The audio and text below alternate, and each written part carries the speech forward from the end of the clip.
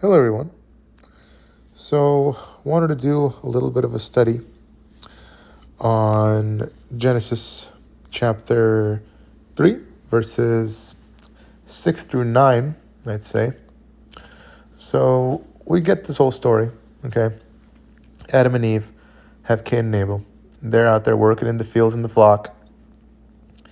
Cain keeps playing second fiddle to his brother, even though he was born first.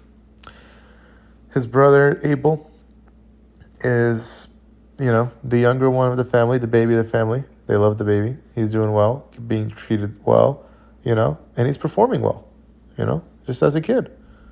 Like, that's really nice. So later on, Cain is like, hey, when we're doing offerings, I'm going to come up with some really good food and soil, and, this might win my parents back a little bit, in my services to the Lord. And Abel's like, well, I'm going to give the firstborn of my flock. It is an unblemished offering.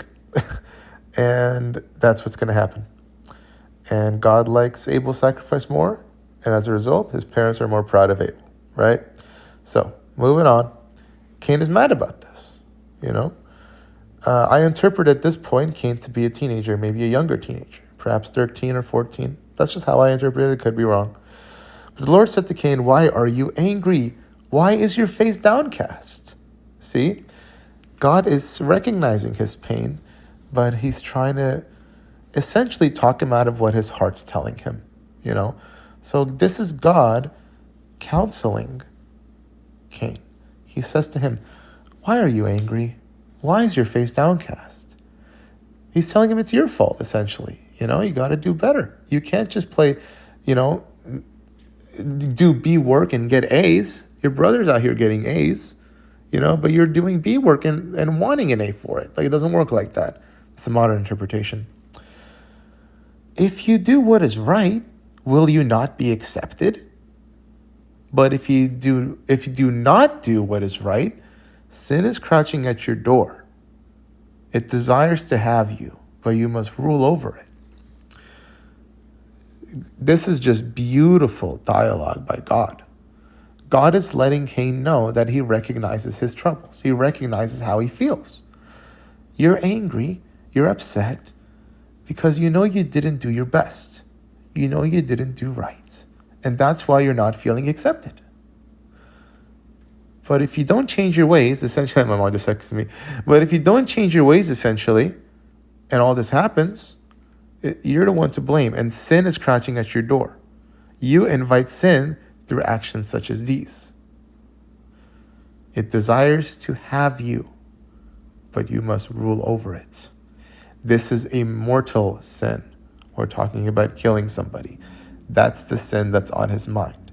Because you must remember, sin is already in the world at this stage in existence, right? Because Adam and Eve sinned, and they're suffering as a result of their sin. So I wouldn't doubt that other sins have happened. My mom telling your brother off, being angry in this way. I'm sure those sins have already happened. But nothing insane such as murder has yet to happen.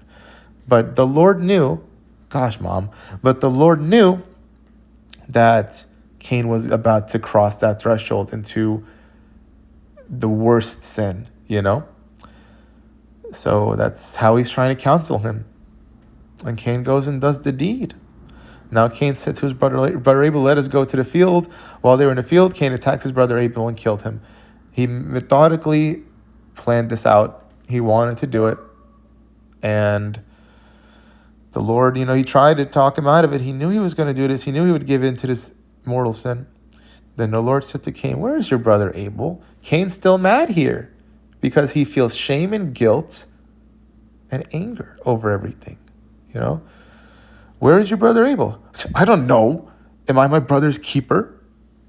He's mad at God there. He's mad at God there too. He's essentially, in my opinion, he's acting like he's blaming God there, What have you done? Listen, your brother's blood cries out to me from the ground. Now you're under a curse and driven, But that's essentially God trying to be a good counselor. He's saying the right things, but Cain didn't want to hear it. Cain didn't want to hear it. So he's mad at God. And then he's mad at his brother. He's mad at God. And he kills his brother. Just very interesting course of events. Very beautifully written. Just truth. Pure truth. This is just true. Praise God.